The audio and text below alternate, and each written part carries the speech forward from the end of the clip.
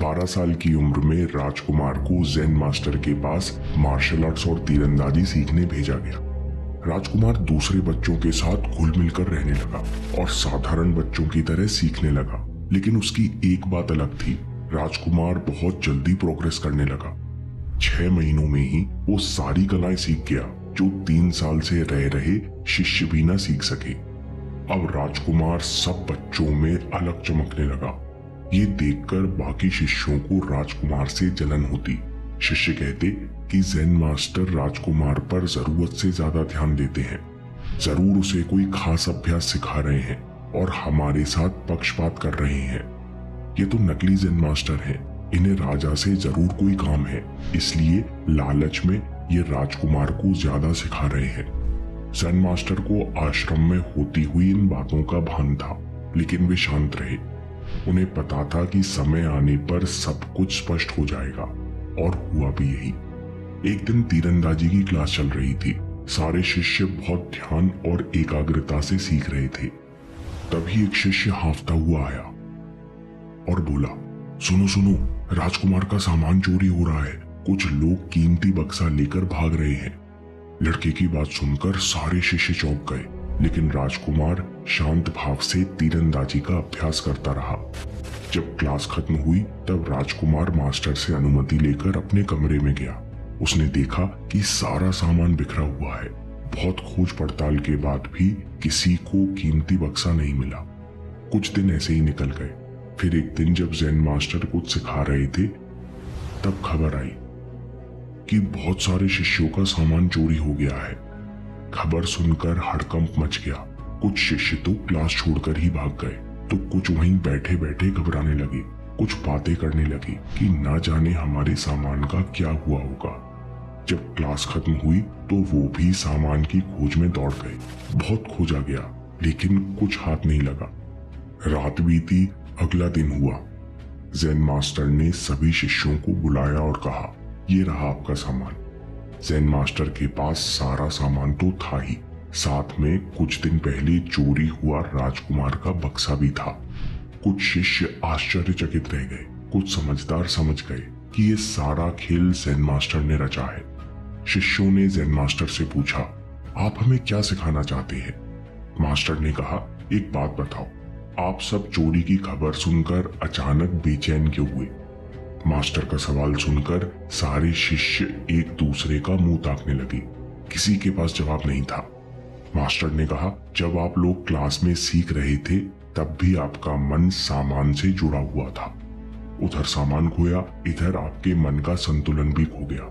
ये है अटैचमेंट। शिष्यों ने कहा, मास्टर, पर हम ना चाहते हुए चीजों से अटैच क्यों होते हैं?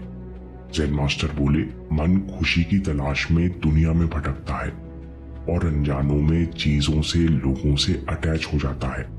लेकिन ये सारी चीजें टेम्परेरी हैं, अस्थायी हैं। कभी कुछ अच्छा होता है, कभी कुछ बुरा होता है।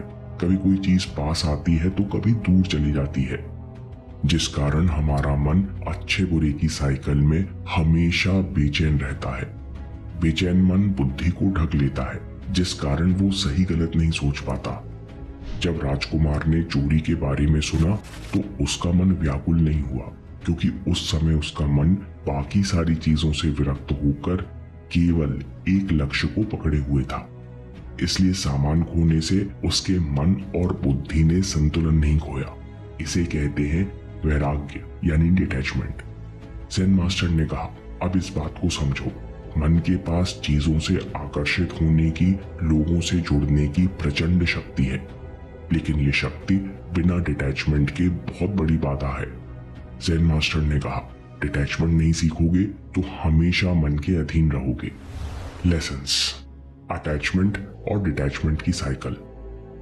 स्वामी विवेकानंद कहते हैं, जो इंसान एक लक्ष्य पर अपनी पूरी शक्ति लगा सकता है और फिर समय आने पर उससे पूरी तरह डिटैच हो सकता है, वही इंसान इस जीवन में अपने टैलेंट का पूरा फायदा उठा पाएगा। ध्यान की शक्ति को जानना डिटैचमेंट को जानने की शुरुआत है। आपको क्या करना है? आपको हमेशा नेक्स्ट सॉल्यूशन पर फोकस करना है। साथ में आपको ये मानकर चलना है कि एक दिन ये सॉल्यूशन भी काम करना बंद कर देगा। तब आपको इससे भी डिटैच होकर अगले सॉल्यूशन पर फोकस करना है। ऐसा करने से आपको पता चलता है कि कॉन्शियस अटैचमेंट इज डिटैचमेंट। मैं ध्यान अपनी मर्जी से इस जगह लगा रहा हूँ, ये जानना और अभ्यास करना ही डिटैचमेंट है। इसलिए किसी भी तरीके से इसे प्रैक्टिस करो, चाहे वो योग हो, विपश्यना हो, ग्रैटिट्यूड हो या फिर विजुअलाइजेशन हो। आप देखो कि आप हर प्रैक्टिस में डायरेक्शन शिफ्ट करते हुए अपना सारा फोकस कहीं और लेकर आते हो। जब जब आप ऐसा करते हो तब तब आप दूसरी चीजों से दूरी बनाना शुरू करते हो। दूसरा lesson, highest form of detachment क्या है? अभ्यास करते करते आपको खुद रियलाइज होने लगता है कि नथिंग कैन टच मी। सब कुछ बदलता है, लेकिन ये चेतना, ये अवेयरनेस है जो कभी नहीं बदलती। कोई भी विचार मेरे अस्तित्व को शुरू या खत्म नहीं कर सकता। कोई भी घटना मेरी अवेयरनेस को छू नहीं सकती। इस तरह डिटैचमेंट आपको सीधे आनंद तक ले जाता है। दोस्तों, आपको ये वीडियो पसंद आया तो देखिए कि एक ज़ेन मास्टर ने सिखाया कि आपका चलना फिरना सब कुछ आपके ध्यान का हिस्सा है। आप जैसे रहोगे, जैसे चलोगे, वैसा ही निशाना लगेगा। वीडियो में देखिए जापानी तरीका ज़ानशिन, जो आपको ध्यान का पूरा इस्तेमाल करके लक्ष्य तक पहुंचना सिखा देगा। अभी देखिए या बाद के लिए सेव कर लीजिए। आपके समय से कोई वीडियो, कोई ऐप, कोई न्यूज़ कीमती नहीं है। मैं काम के किस्से लाता रहूंगा। हम जीतेंगे।